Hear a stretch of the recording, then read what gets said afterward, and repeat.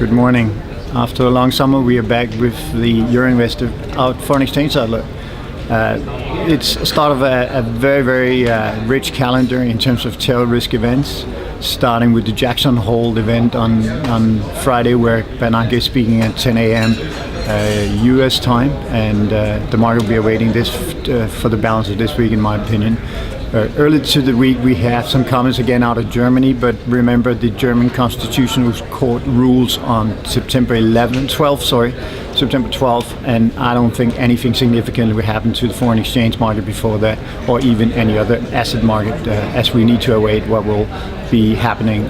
Just for the record, we expect the SSM to be approved, but we do expect the Constitutional Court to rule that the way the German politics is conducted through the budget committee in the Bundestag is not appropriate, and as such it can create an environment where every single European decision from now on will have to go to the full floor vote in Germany, which will instill more openness about the actual disagreement Germany has with the rest of Europe. So even though they may get the SSM, I think ultimately it will be bad for German politics and for Merkel, for her ability to move this through a much smaller budget committee relative to the big parliament. But that's a longer story.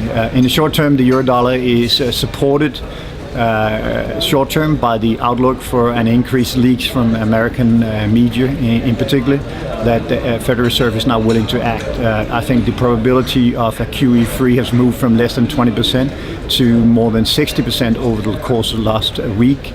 This created by Hilsenrath of the Wall Street Journal, who's seen as the main voice for Federal Reserve right now, and of course Bernanke directly in terms of responding to senators' questions in open letters, indicating that he's willing to move.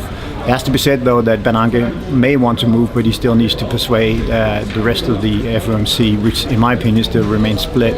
But I have to agree with the marketplace that we have at least a 60-40 chance that the QE will go ahead. In terms of the impact with QE, this is a third time around, and the impact will probably be smaller than the market wants it to be in terms of helping to fuel stock markets. But again, I mean, since end of May, the market has been up for 6 out of 7 weeks. So I think we have already taken the profit on what is now coming. And ultimately, a lot of times we see that the buy the rumors and sell the facts, and that could be another incident. But for the week, we don't see much move inside the range. Play the range for up until Thursday, and then await the announcement from Bernanke on Friday to play for the weekend. Have a great week.